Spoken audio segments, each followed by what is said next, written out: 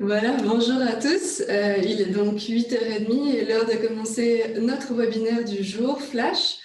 J'ai le plaisir d'accueillir aujourd'hui Madame Bourquin de Cizel et Monsieur Colo de Batiboost, qui font tous les deux partie du Cizel Digital Hub. Donc, le CISEL Digital Hub, c'est une collaboration pour la digitalisation des activités commerciales et marketing entre CISEL et Batiboost.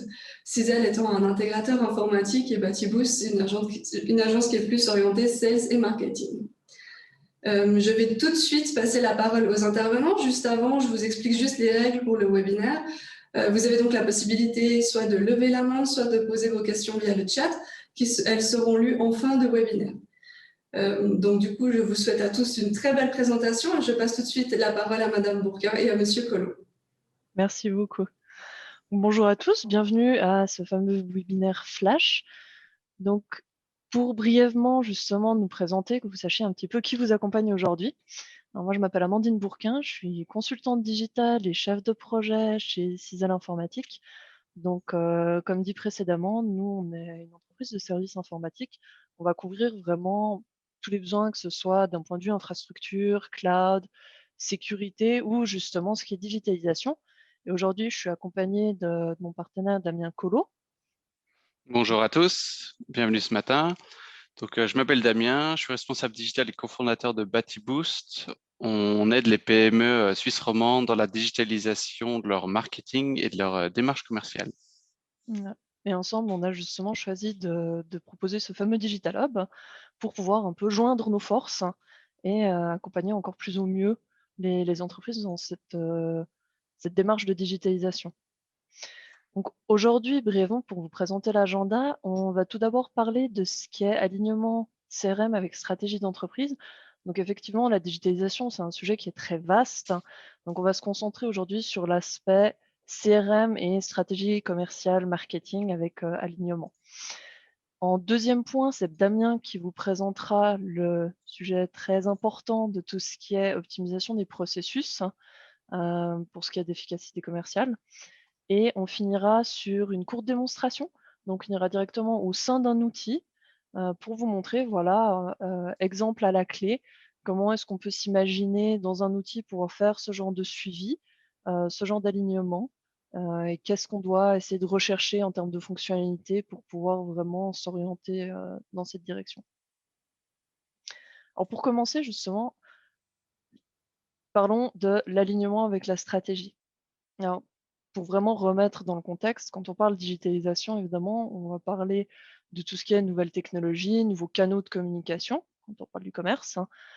Et avec tout ça, on a des nouvelles opportunités qui sont arrivées pour les entreprises, parce que qui dit nouveaux canaux de communication, dit nouvelle manière d'atteindre son public, mais également nouvelle complexité d'un point de vue parcours d'achat. Parce que maintenant, quand on est une entreprise, qu'on veut essayer de contacter ses clients ou ses prospects, de générer du business, bah, on se retrouve face à une multitude de possibilités et surtout, on se retrouve face à des clients qui ont plus forcément besoin de venir nous parler directement pour avoir les informations qu'ils cherchent. Donc là où avant, on avait un processus commercial qui était relativement simple, on va dire, hein. Si quelqu'un voulait des informations sur les produits-services, il se tournait vers l'entreprise pour dire: «Oui, bonjour, j'ai tel besoin, qu'est-ce que vous pouvez me proposer?» Maintenant, la personne, elle va pouvoir juste aller sur internet, poser des questions sur les réseaux sociaux, récolter ces informations de son côté et au final, le contact se fera que très tardivement dans le cycle d'achat, voire peut-être trop tardivement. Et effectivement, c'est ce que les chiffres démontrent. On a aujourd'hui 85 du parcours d'achat qui se fait avant un contact avec un vendeur. Donc là, on parle de chiffres plus spécifiques B2B, hein. Et on a quasiment 80 des leads marketing, donc vraiment de personnes qui auraient démontré un intérêt pour les produits et services, qui n'ont jamais converti en vente, faute de qualification. Donc faute du fait d'avoir pu les accrocher, d'avoir pu déceler qu'il y a réellement un intérêt, il y a réellement un projet, un budget, et qu'on aurait pu y aller pour essayer de conclure une affaire commerciale. Pour essayer de répondre à cette nouvelle complexité, on a eu évidemment l'évolution de tout ce qui est méthode d'approche et on en a une en particulier, l'approche customer centric qui a réellement gagné en importance. Donc l'approche customer centric, comme le nom le dit, c'est cette approche centralisée sur le client, sur les besoins qui va être un peu plus proactive, on va dire. Donc l'objectif, ça va être de construire une relation vraiment longue durée, qui soit pérenne, qui soit personnalisée avec les prospects et les clients. Donc pour ça, la première étape, ça va être de pouvoir tirer profit de justement cette multitude de canaux, d'outils digitaux que maintenant on a à disposition pour de la récolte de données. Parce que qui dit digital dit évidemment data. Et dans toutes ces datas, en fait, ça peut être une mine d'or d'informations pour une entreprise pour apprendre à connaître son public, justement apprendre à connaître quels sont les besoins, comment est-ce que je vais devoir y répondre. Donc la première étape, ça va être de collecter ces données. La deuxième, évidemment, de les interpréter.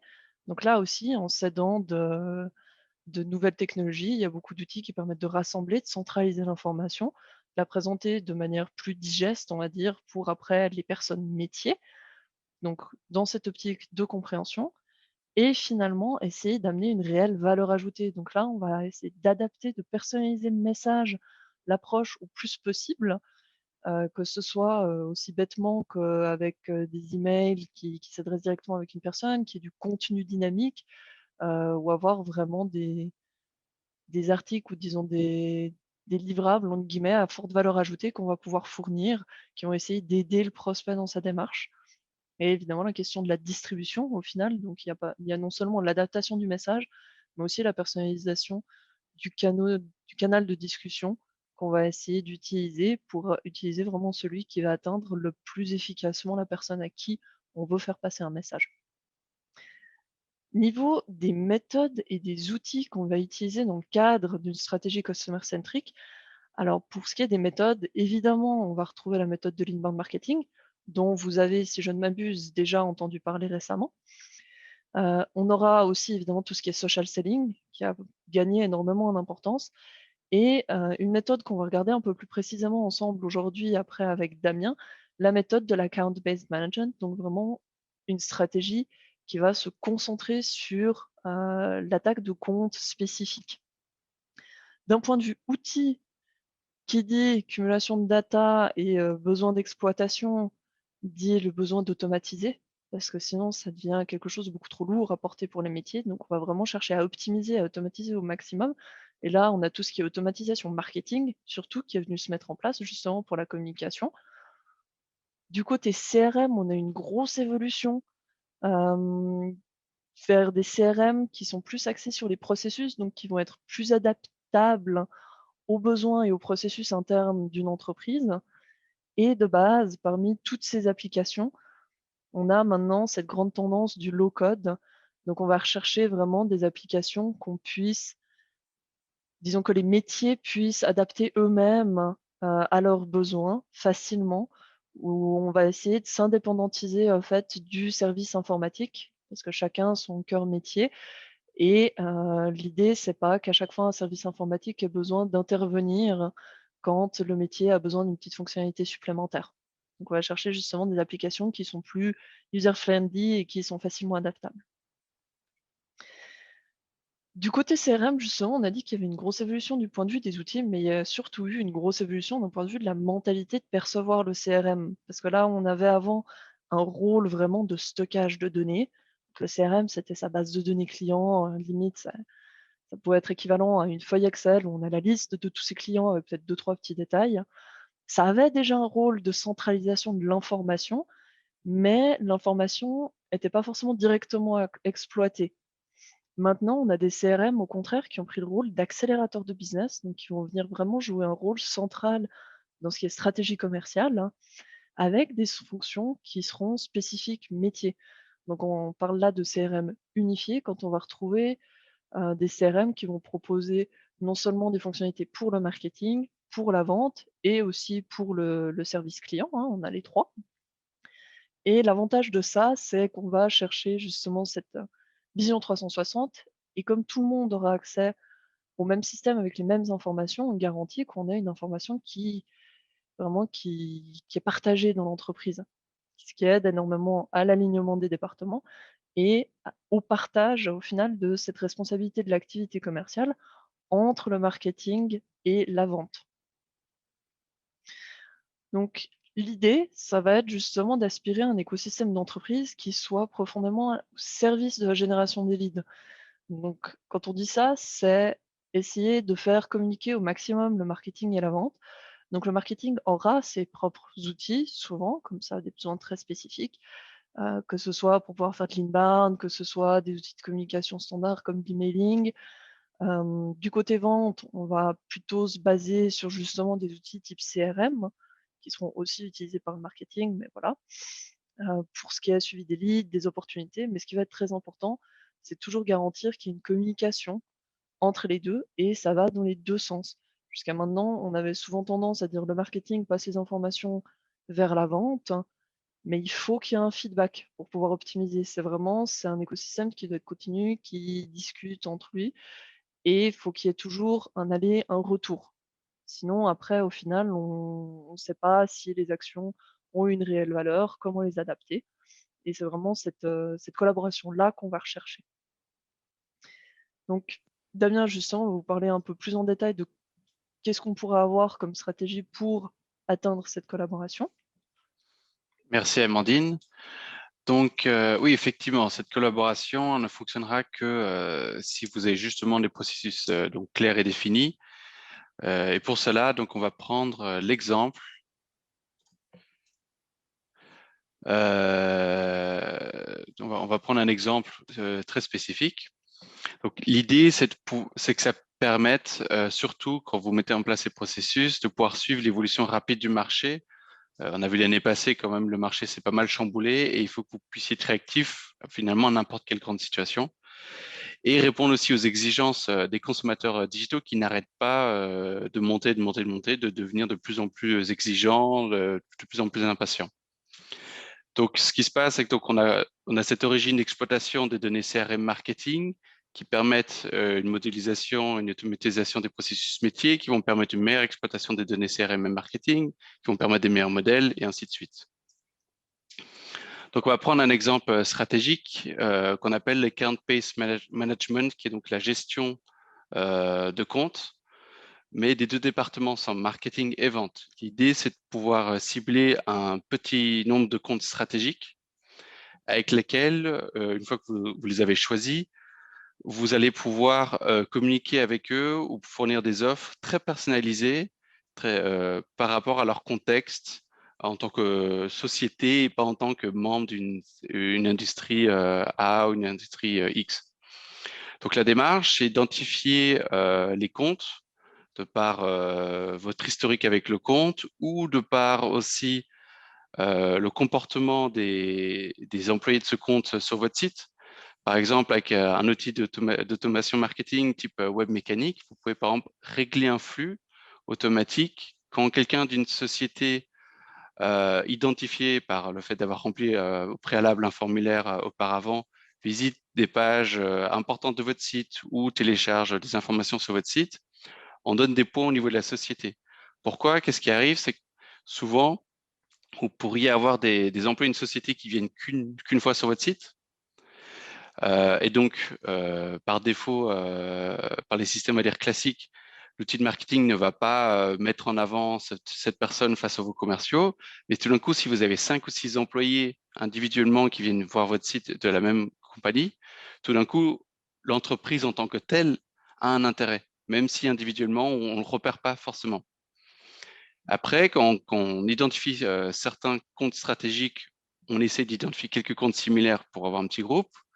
Et là, on coordonne des actions très ciblées, marketing et vente, qui se mettent ensemble pour définir l'approche, qu'est-ce qu'ils vont dire.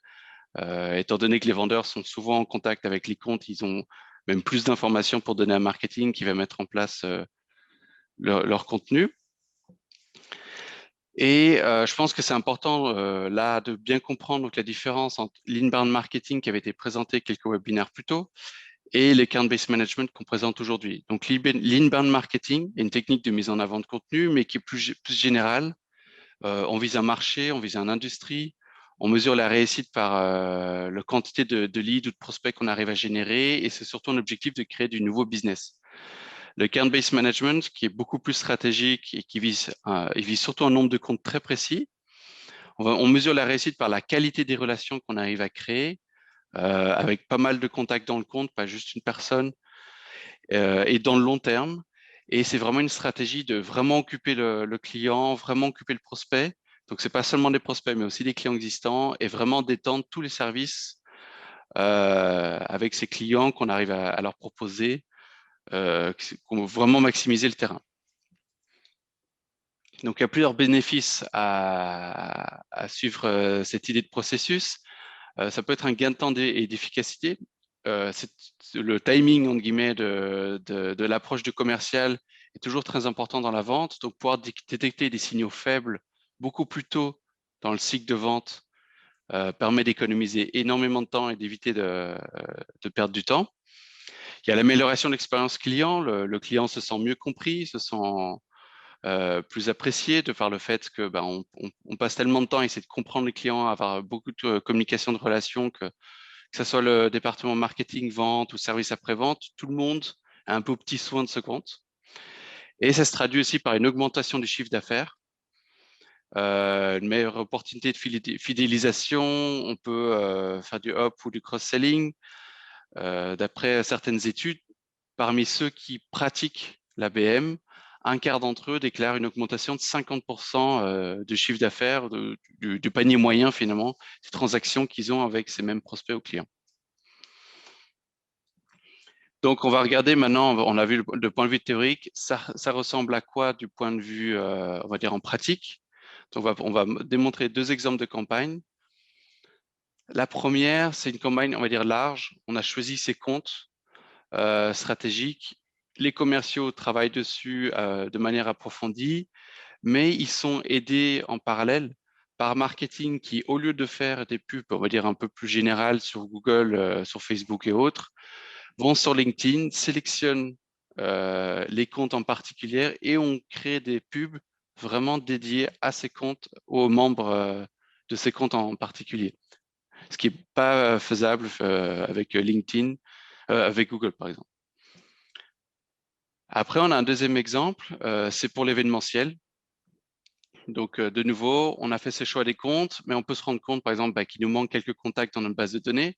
Donc là, marketing est en charge de trouver ces contacts supplémentaires, remplir les emails manquants, remplir les numéros de téléphone manquants, histoire de vraiment pouvoir bien couvrir de nouveau tous les contacts qu'on cherche à contacter dans ce compte. Ensuite, dans la phase d'invitation, marketing va de nouveau faire ses pubs LinkedIn Ads très ciblés, va envoyer les mails et en parallèle, les commerciaux, après un petit laps de temps, vont rappeler tous les contacts qui ne se sont pas inscrits pour les inciter à s'inscrire et s'ils ne peuvent pas participer à l'événement, justement utiliser l'occasion pour les inviter à prendre un rendez-vous pour parler de la thématique. L'idée, c'est vraiment voilà, de bichonner tous ces comptes parce qu'on cherche vraiment à leur trouver des solutions auxquelles on pense vraiment pouvoir répondre. Des problématiques auxquelles on peut répondre avec des solutions. Post-événement, il y a de nouveau un suivi très personnalisé, donc marketing par les emails qu'on a peut-être un peu l'habitude d'avoir. Mais contrairement à ce qu'on a l'habitude d'avoir, c'est au lieu d'avoir le même email après l'événement qui va à tous les participants, on pourrait se dire, tiens, tous ceux qui sont clients, on leur envoie un type d'email, tous ceux qui sont prospects, on leur envoie un autre type d'email. On pourrait aller encore dans plus de granularité en fonction des comptes clients. Et de même manière pour les pubs LinkedIn. Et les commerciaux, eux, font leur suivi de par la relation qu'ils auront créée de manière un peu plus personnelle avec ces comptes, par email et par téléphone. Donc maintenant, on va voir cette dernière campagne dans l'outil CRM avec Amandine pour comprendre vraiment à quoi ça ressemble dans l'utilisation de tous les jours. Parfait. Alors, merci Damien. Donc effectivement, l'idée, c'est maintenant de vous montrer au sein d'un CRM. Donc ça peut être un CRM comme n'importe lequel. Aujourd'hui, on vous montre Créatio. Qu'est-ce qu'on va rechercher pour pouvoir appliquer ce type de campagne, ce type de personnalisation? Donc le premier aspect dont on a discuté quand on commence la campagne, c'est justement d'avoir cet alignement entre le marketing et la vente, d'être sûr qu'on puisse travailler ensemble sur une même liste de prospects, pouvoir inviter des personnes qui stratégiquement vont être intéressantes. Donc pour ça, même si on parle d'account-based management, évidemment les personnes qu'on invite, c'est des personnes, pas des entreprises complètes. Donc là, peut-être pour vous montrer, donc l'idée, c'est qu'on va avoir une liste de contacts au complet au sein du CRM. Et ce qu'on va rechercher comme fonctionnalité ici, c'est vraiment la possibilité de filtrer, mais de manière vraiment précise. Donc en l'occurrence, vous l'avez vu avant vite fait, là, on va avoir la possibilité de cumuler plusieurs filtres, donc de pouvoir mettre des conditions pour pouvoir dire: «Voilà, je veux inviter un contact qui remplit cette condition et cette condition ou encore une autre condition». Donc en l'occurrence, si là on parle de d'account based, on va pas baser nos critères directement sur le contact en lui-même, mais sur l'entreprise à laquelle le contact appartient. Donc ça, c'est important de pouvoir aller à un niveau au-dessus dans les filtres, pour pouvoir dire par exemple, voilà, je veux uniquement les contacts qui appartiennent à une certaine catégorie de comptes, à mes comptes vraiment stratégiques, mes gros clients, hem et ou mes contacts, qui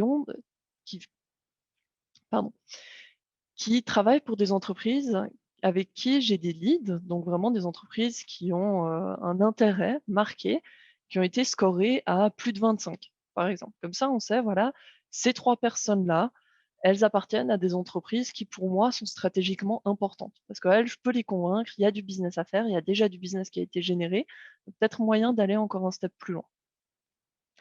D'un point de vue campagne après, ce qu'on va faire, c'est qu'on va on va profiter justement, alors évidemment d'un point de vue gestion de campagne, on va voir tout ce qui est vu, vite fait sur les participants, sur qui est arrivé au bout, de la campagne. On va avoir la liste de tous les participants, donc là, en plus, pouvoir toujours vérifier, tiens, quelles entreprises, donc quels représentants d'entreprise participent, quels sont leurs rôles au sein de l'entreprise, donc à quel profil j'ai affaire, hein. Et pour ce qui est de la campagne en elle-même. Donc là, on va prendre une structure qui est très simple, comme exemple, comme celle qu'a présentée Damien avant. L'idée, ça va être simplement qu'on a notre, notre folder, notre dossier de contact qu'on a créé avant, donc vraiment mes personnes stratégiques. On va pouvoir envoyer une invitation et là, ce qu'on va vraiment rechercher, c'est la possibilité de pouvoir faire du conditionnel. Donc de pouvoir dire par rapport à un email, je veux un flux qui est dans une direction, qui est dans une autre direction, qui est limite dans une troisième direction si on a envie, par rapport à certains critères. Donc le premier embranchement, ça peut être quelque chose d'aussi simple que la personne a ouvert mon email ou ne l'a pas ouvert. Donc là, c'est juste du standard d'un point de vue campagne, pour pouvoir, réagir, envoyer des reminders. Mais on va aussi chercher à pouvoir intégrer d'autres éléments dans une campagne. Donc là, en l'occurrence, une page d'enregistrement pour l'événement. Donc pour pouvoir dire, voilà, si la personne a ouvert l'email et a cliqué sur mon lien, donc on va pouvoir vérifier directement, mettre une condition. Voilà, par exemple, je veux que toutes les personnes qui aient cliqué sur le lien d'enregistrement, d'organisation de l'événement arrivent sur la page d'enregistrement avec le formulaire à remplir. Tous ceux qui remplissent le formulaire sont rajoutés automatiquement à mon événement au sein du CRM.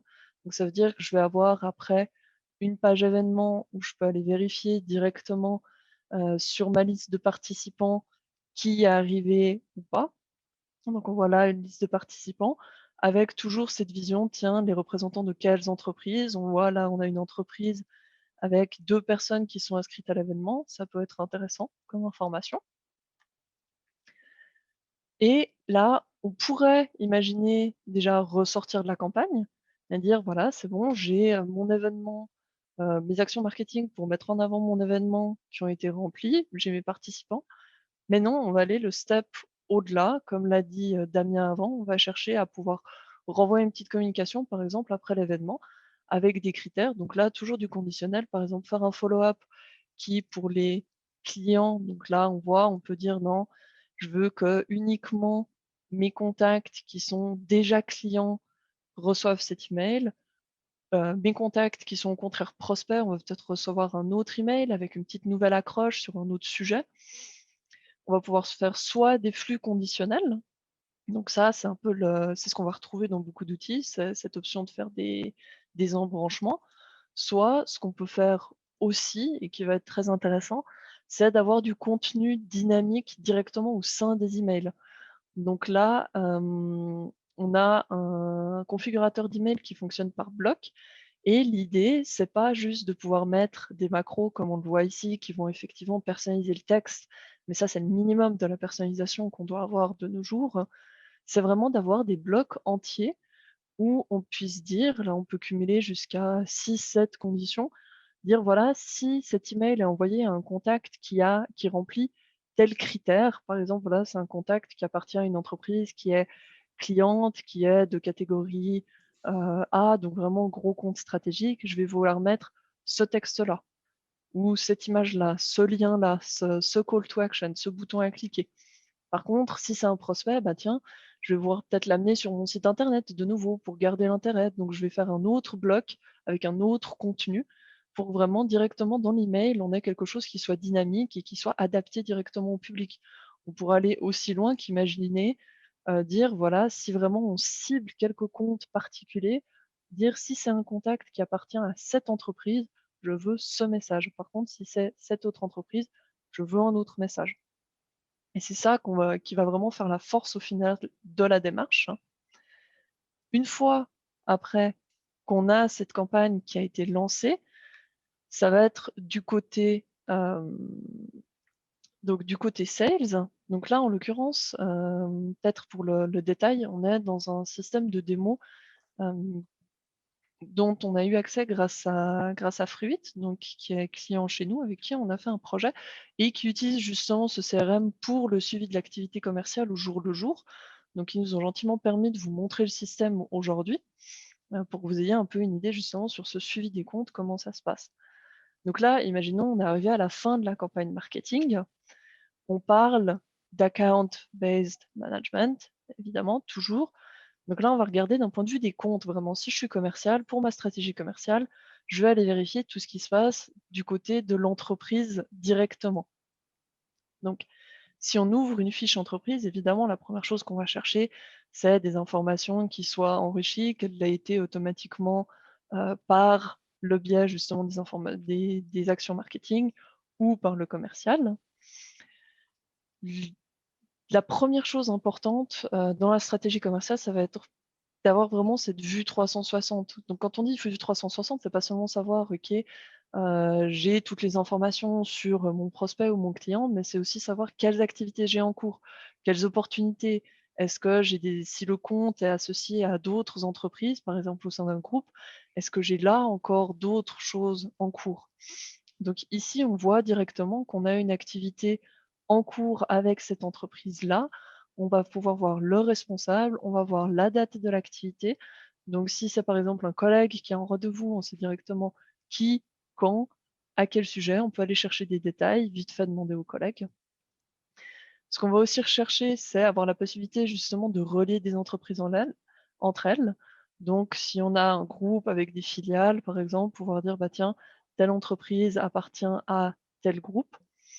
Et ce qui va être intéressant avec cette option-là, c'est justement quand on vient chercher l'historique complet des activités, qu'elles soient commerciales ou marketing, voire même services qui ont été entreprises avec avec ce compte, on va pouvoir voir non seulement les activités ou les opportunités, par exemple, de Pfizer, mais aussi, si après on clique sur une vue plus détaillée, avoir toutes les activités des filiales ou des comptes auxquels l'entreprise est reliée.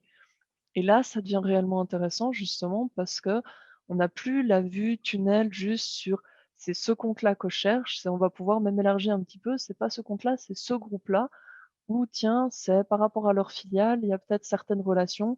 On a déjà eu un projet avec une filiale, peut-être qu'il y a moyen d'attaquer justement sur ce front-là, et pouvoir aller le step plus loin dans la stratégie, plus facilement que si on a besoin toujours de mettre à niveau au final les informations.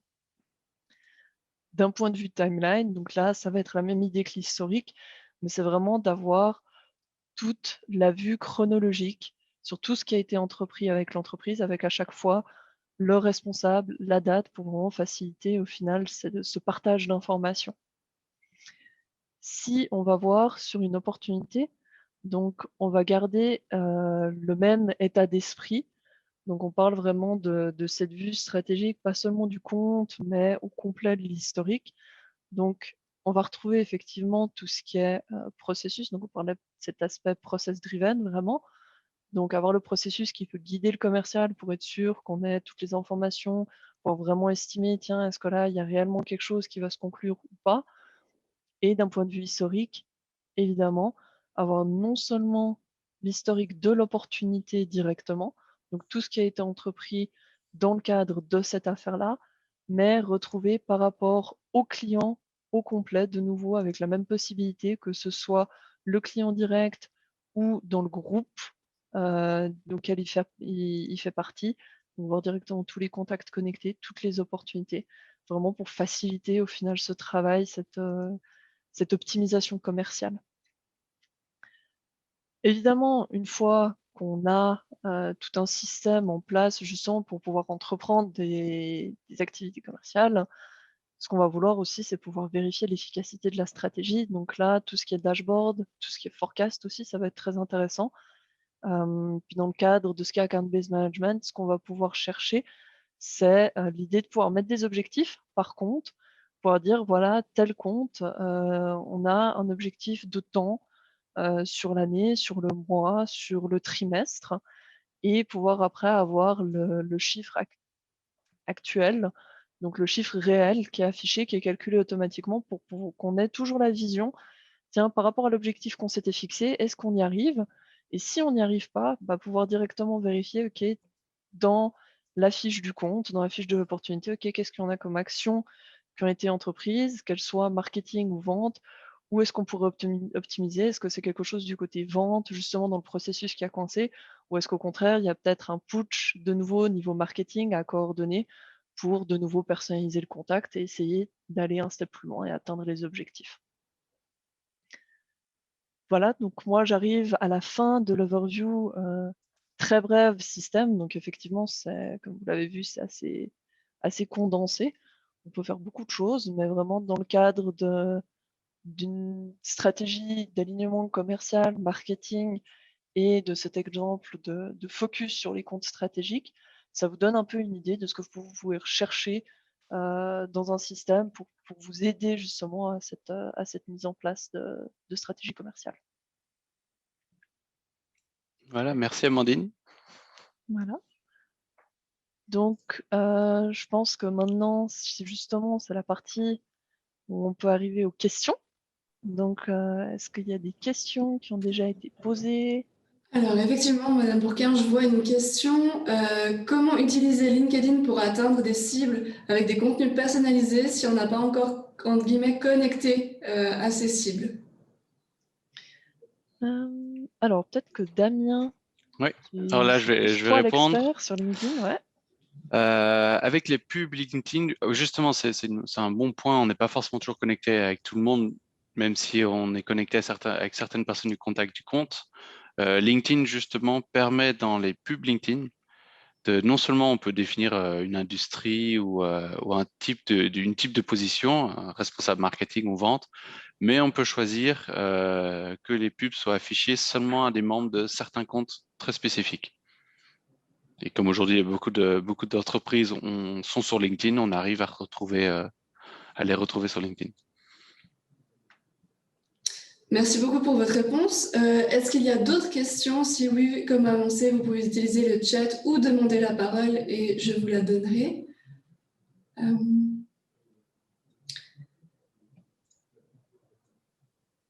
Peut-être en attendant, moi j'en ai une. Comme j'ai pas eu la chance de participer à vos anciens webinaires du CISEL Digital Hub, vous parliez au tout début de scorage. Est-ce que le scorage, vous le réévaluez régulièrement? Je n'imagine pas plusieurs fois par année, sinon la mesure elle n'a aucun sens, c'est vrai. Mais est-ce que vous le réévaluez en fonction des nouveaux objectifs définis par l'entreprise ou est-ce qu'il y a un autre rythme pour classer ses clients dans la mesure où, comme vous l'avez dit, le marché est dynamique? Alors, moi, je vais répondre pour la partie marketing et je te laisse répondre pour peut-être Vas-y. la partie un peu plus sales.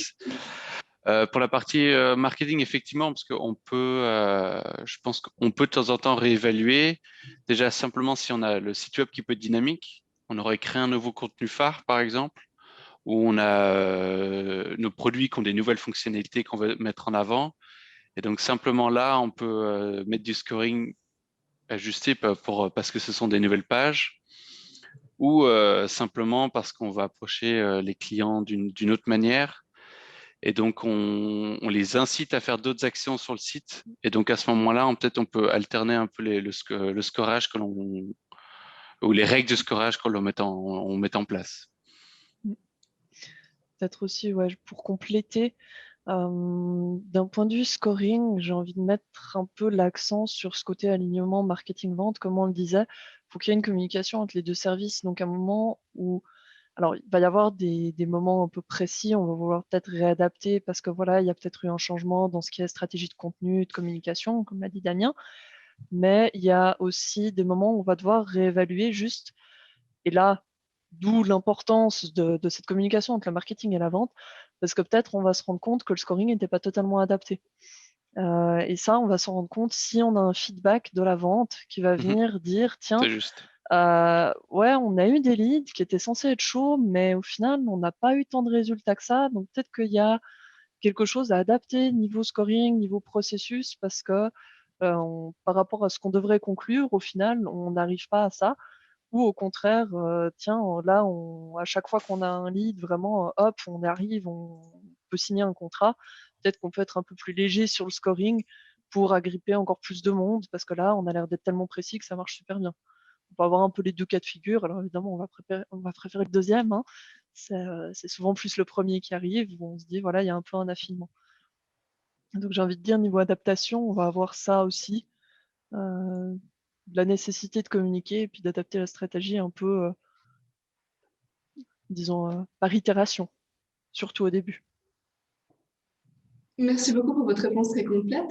Une nouvelle question, comment utiliser LinkedIn pour atteindre des cibles avec des contenus personnalisés à propos de CRM low code, quel est le minimal de connaissances d'une équipe marketing sales pour pouvoir elle-même créer un nouveau processus interne sans devoir recourir aux informaticiens?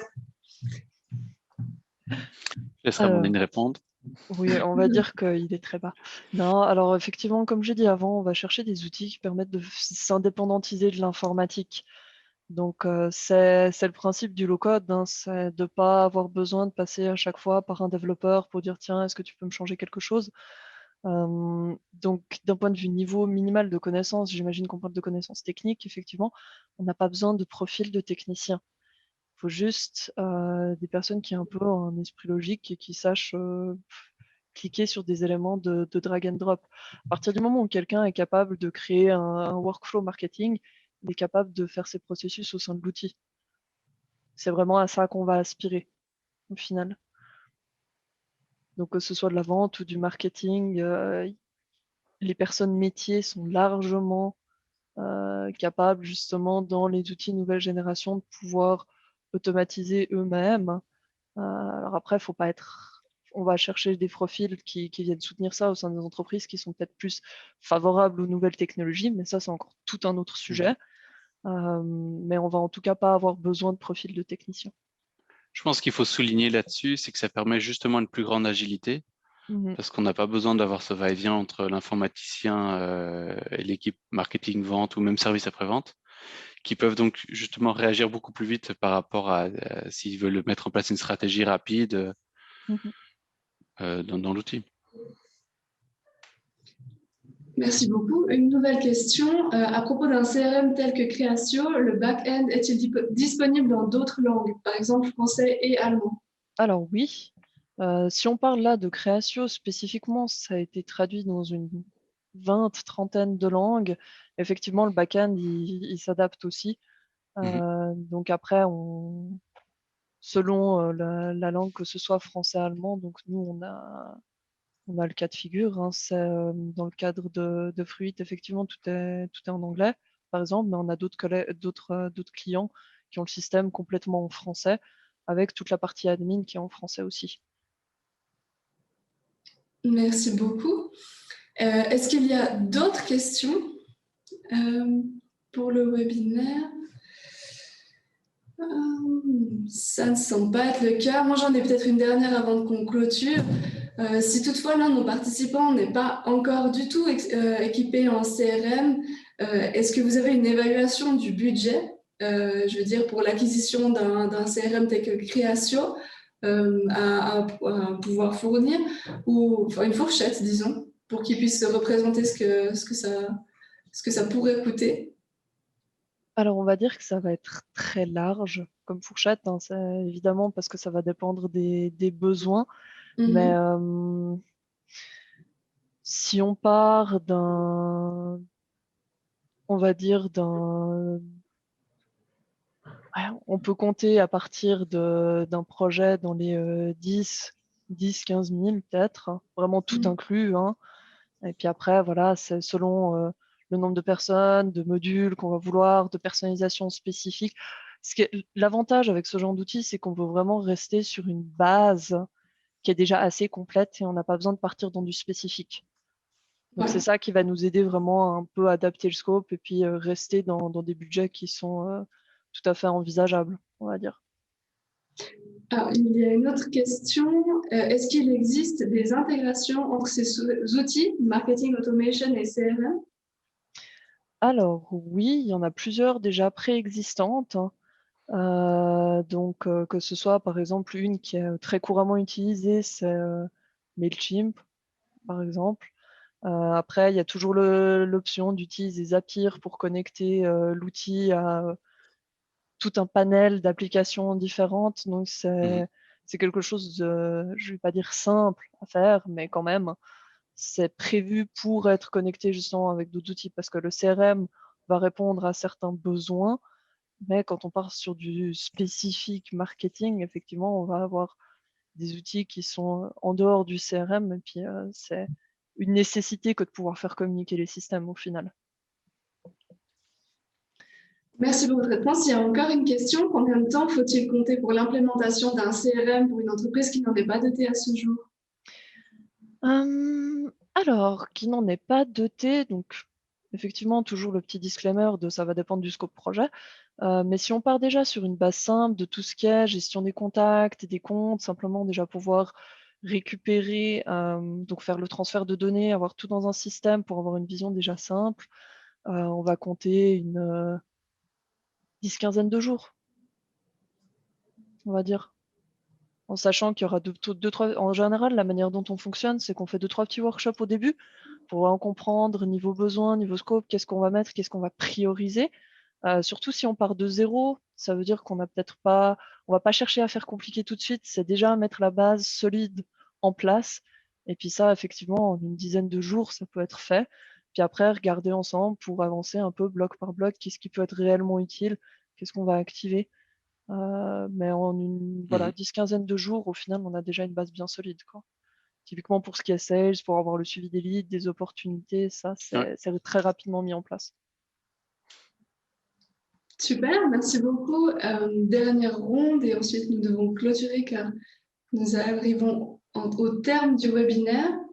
Je regarde si quelqu'un a encore une question. Ça ne semble pas être le cas. Madame Bourquin et Monsieur Collot, je vous remercie pour le temps que vous avez consacré à notre webinaire et puis pour vos informations très complètes au sujet des CRM. Merci à vous. Merci à vous. À nos participants, donc le PowerPoint qui a été présenté par Madame Bourquin et Monsieur Collot vous sera envoyé à la fin plus tard dans la journée, y compris les contacts de Madame Bourquin et Monsieur Collot, si toutefois vous avez des questions plus personnelles et spécifiques à leur adresser. Voilà. Nous vous remercions pour votre participation et on se réjouit de vous retrouver au prochain webinaire Flash qui aura lieu à la fin de ce mois. Merci à tous. Merci. Bonne journée à tous et à bientôt. Bonne journée. Bonne journée, au revoir.